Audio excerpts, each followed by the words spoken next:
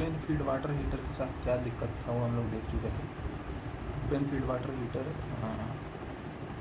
Basically अगर system में हमको एफिशिएंसी बढ़ाना है तो मेरे को एक से ज़्यादा एक ओपन फीड वाटर हीटर लिया तो मेरा जो मीन टेम्परेचर था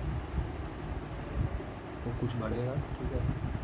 बेसिकली हमको मीन टेम्परेचर बढ़ाने का मतलब ये क्वांटिटी को कम करते जाना है, ठीक है। अब जैसे जैसे अगर हम फीड वाटर हीटर का क्वांटिटी बढ़ाते जाएंगे ओपन फीड वाटर हीटर का, जैसा कि इस केस में हम लोग 2 ओपन फीड वाटर हीटर लिए हैं तो 3 पंप लगे हैं टोटल, ये बहुत और छोटा हो जाएगा, ठीक है। तो यानी mean temperature of heat addition बढ़ते चला जाएगा। तो यहाँ से कंक्लूजन निकलता है कि जितना ज़्यादा ओपन फीड वाटर हीटर लेंगे उतना ज़्यादा एफिशिएंसी होगा। इससे दिक्कत क्या है, एफिशिएंसी तो बढ़ रहा था पर पंप बहुत ज़्यादा हो जा रहा था, ठीक है। और ऐसा नहीं है कि 3 पंप ही हम लोग यूज़ करेंगे, इसके साथ हम लोग 3 पंप का पैरेलल में 3 पंप जोड़ते हैं, ठीक है, 3-3-3, ताकि अगर इसमें फॉल्ट आ गया तो ये चल जाए या ये, तो उसके लिए हमको एक अलग से पंप इंजीनियर को भी रखना पड़ जाएगा, ठीक है। और पंप से अगर पानी डिलीवर करना बंद हो जाता है तो क्या प्रॉब्लम आता है कि वो बर्तन वाले एग्जांपल हम लोग देख चुके थे कि बॉयलर के ट्यूब्स मेल्ट हो जाएंगे, ठीक है। सेम इसी टाइप का एग्जांपल लेकिन अब की बात क्लोज फीड वाटर हीटर से करेंगे, ठीक है,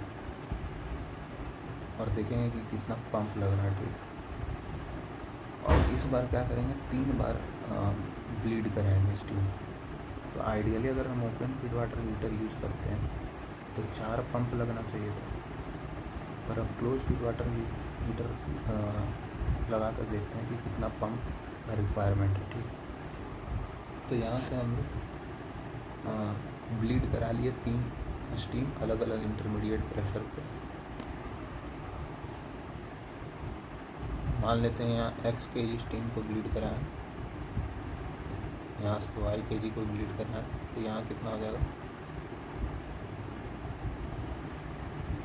1 - x + y, ठीक है। और सॉरी 1 - x + y नहीं, z kg को यहाँ से ब्लीड कराएं तो फाइनली यहाँ से 1 - x + y + z आना चाहिए। अब ये जाता है कंडेंसर के अंदर,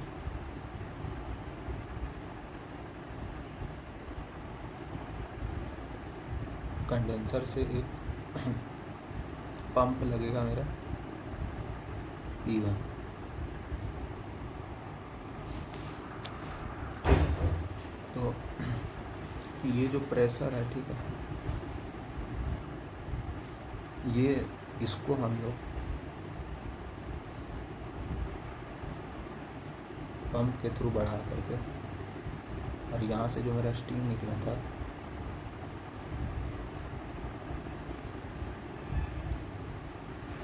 इसको एक क्लोज फीड वाटर हीटर में एंटर करा ली, ठीक है। और ऐसा कोई ज़रूरी नहीं है कि इसका प्रेशर और इसका प्रेशर सेम हो, ठीक, क्योंकि ये क्लोज फीड वाटर हीटर है, ठीक है। यहाँ पे जो भी फ्लो होगा वो पाइप्स में फ्लो होगा, तो पाइप में फ्लो होगा, डायरेक्ट हीट एक्सचेंज नहीं हो रहा है फिजिकल कॉन्टैक्ट के थ्रू, तो इवन डिफरेंट प्रेशर पे भी काम हो जाएगा। हाँ, लेकिन इस पाइपलाइन के अलॉन्ग प्रेशर सेम रहना चाहिए। हाँ, तो इसको हम लोग पंप 1 से किसी प्रेशर पे बढ़ाएं, हाँ, ठीक है, और यहाँ से इसको निकाल दिए। फाइनली जो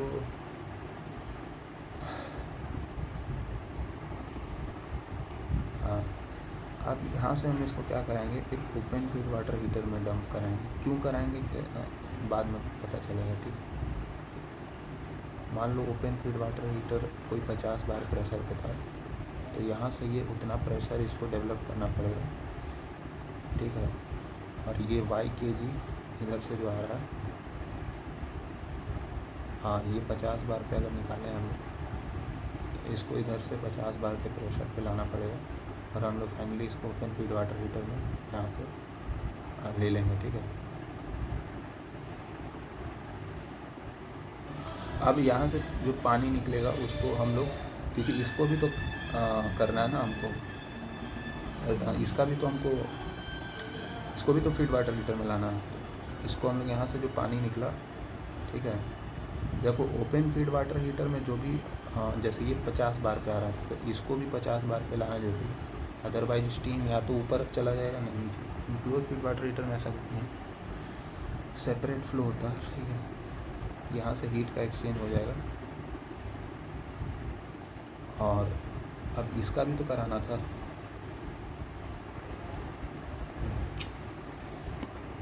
अब इस यहाँ से जो स्टीम आया उसको हम लोग, वाटर आया उसको हम लोग एक पंप में भेजें, ठीक है, और इस एक्स वाले को हम लोग एक क्लोज फीड वाटर हीटर में भेजें, ठीक है।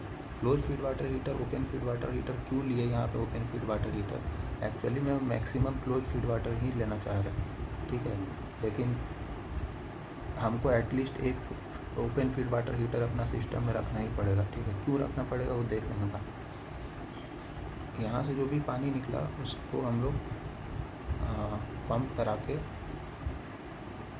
यहाँ से, और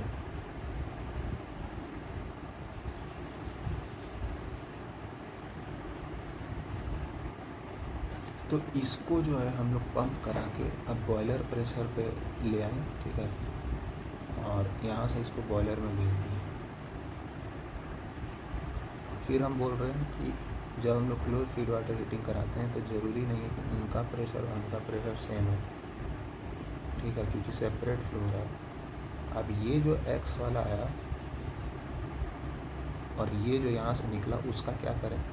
तो इसको जो है हम लोग को इस ओपन फीड वाटर हीटर में डंप करना पड़ेगा, ठीक है, और इस वाले स्टीम को जो यहाँ से निकला उसको कंडेंसर में डंप करना पड़ेगा, क्योंकि खाली जगह यहीं पे, ठीक है। तो जब कंडेंसर में डंप करेंगे तो देखो यहाँ का प्रेशर कंडेंसर के प्रेशर के तो बराबर है नहीं, तो अब प्रेशर रिड्यूसिंग कोई डिवाइस है तो हाँ एक टूटी लगा देते हैं जिसे थ्रॉटल वाल्व कहते हैं, और इसको इसके प्रेशर पे ला के यहाँ डंप कर देते हैं।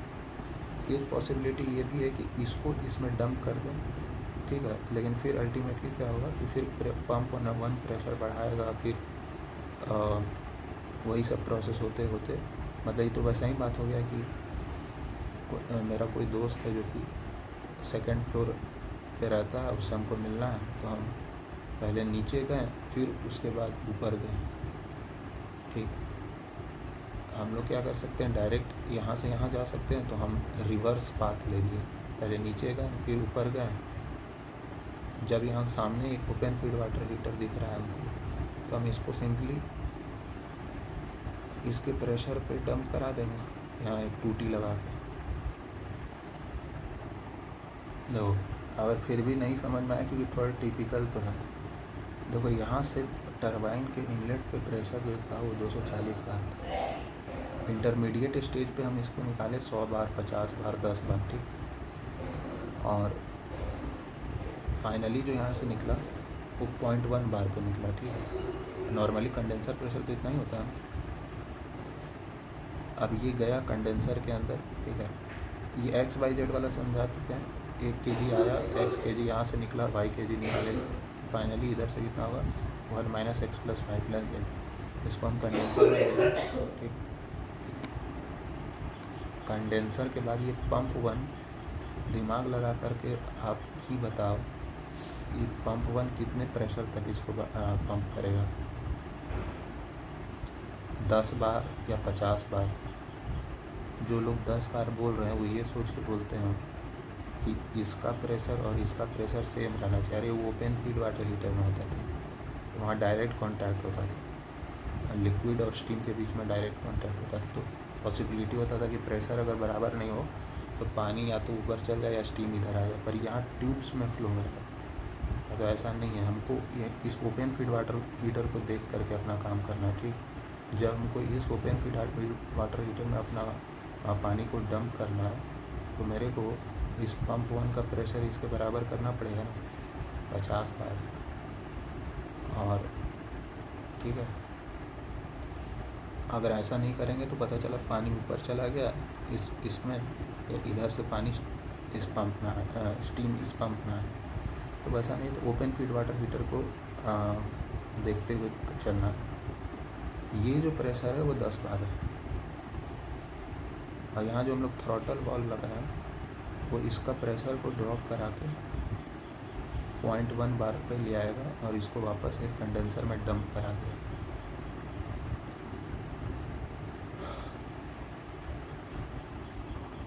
अब ये जो पंप नंबर 2 है ये किस प्रेशर तक इंक्रीज़ कराएगा? फिर कुछ लोग बोलेंगे कि 100 बार कराएगा, 100 बार नहीं कराएगा, ठीक है। क्योंकि वही बात है, बार बार बोला जा रहा है कि क्लोज फीड वाटर हीटर में प्रेशर अलग अलग में भी काम चल जाएगा, हमको ओपन फीड वाटर हीटर को देखते हुए चलना, ठीक है। तो यहाँ पे हम डायरेक्टली इसको बॉयलर प्रेशर पे ले चले जाएंगे 240 बार, और यहाँ से जो 100 बार प्रेशर पे पानी आ रहा था, स्टीम आ रहा था, उसको हम लोग थ्रॉटल करा के इस ओपन फीड वाटर हीटर में डंप करा दें, और यहाँ से 240 बार पे इंक्रीज़ करा के बॉयलर में दे देती है। फाइनली मेरा हो गया सब चीज़। कुछ लोग ये कहेंगे कि ये जो स्टीम लाइन है 10 बार वाला, इसको हम लोग कंडेंसर में डंप कराने के बजाय ओपन फीड वाटर हीटर में डंप करा देते हैं। तो यहाँ का प्रेशर जब 10 बार है, यहाँ का प्रेशर 50 बार है, कैसे डंप कराएंगे, ठीक है। तो इसीलिए इधर नहीं गए, ठीक है। तो अपना ओपन फीड वाटर हीटर, और ये तो हमने बता दिया कि इसको यहाँ कंडेंसर में डंप कराएंगे, फिर पंप एनर्जी लगाएगा, फिर हीट एक्सचेंज होगा, मतलब इसको यहाँ पे डंप कराने का कोई लॉजिक नहीं है। तो अल्टीमेटली मेरे को एक ओपन फीड वाटर हीटर तो रखना ही पड़ेगा अपना सिस्टम में, चाहे कुछ भी हो जाए, ठीक है। अब इसका TS प्लॉट बनाएंगे। तो एक ओपन फीड वाटर हीटर तो नेसेसरी है, ठीक है। क्यों? क्योंकि यहाँ से जो स्टीम निकला है उसको जो भी है उसको डंप कहीं कराएंगे, अपने सिस्टम में वापस तो लाएंगे या हवा में छोड़ देंगे, ठीक है। तो ये ओपन फीड वाटर हीटर तो एक नेसेसरी है, ठीक है। बाकी हम क्लोज फीड वाटर हीटर से अपना काम चला लेंगे, ठीक है, लेकिन एक open feed water heater is must. और इसका एक और रीज़न है, तो और इसी को हम लोग डीओरिएटर भी कहते हैं, वो आगे देखेंगे, ठीक है। तो कहाँ मेरा 3 अगर open feed water heater use करते हैं तो 4 पंप लगता है टोटल, और कहाँ यहाँ 1 पंप और 2 पंप से ही काम चल गया, ठीक है। अगर 2 बार स्टीम को ब्लीड कराते हैं तो उस केस में भी देख सकते हैं। तो आइडियली अगर सारा open feed water heater use करते हैं, टोटल मेरा 3 पंप का रिक्वायरमेंट होता है, लेकिन एक close feed water heater use करके हम लोग 3 से 2 पंप पे शिफ्ट हो गए, ठीक है। अगर हम सिर्फ एक ही बार अपना स्टीम को ब्लीड करा रहे हैं तो उस केस में फ़र्क नहीं पड़ेगा, क्योंकि एक ओपन फीड वाटर हीटर तो रखना ही पड़ेगा कुछ भी करके। इसलिए हम 2 बार ब्लीड कराएंगे या 3 बार ब्लीड कराएंगे। नॉर्मली जो पावर प्लांट होता है उसमें 3-4 बार ब्लीडिंग किया जाता है, 4 से 5 बार स्टीम। तो वैसे पंप्स का क्वांटिटी कम होते जाता है, ठीक है। 5 बार 6 बार भी किया जाता है, तो 100 बार। अच्छा, इस केस में क्या किया, ये 240 बार से आ रहा था, इसको 100 बार पे निकालिए, 50 बार पे निकालिए, यहाँ से x, यहाँ से y, तो रिमेनिंग कितना हो जाएगा 1 - x + 1। इसको हम लोग कंडेंसर में डंप किए, कंडेंसर में भेजे 0.1 बार।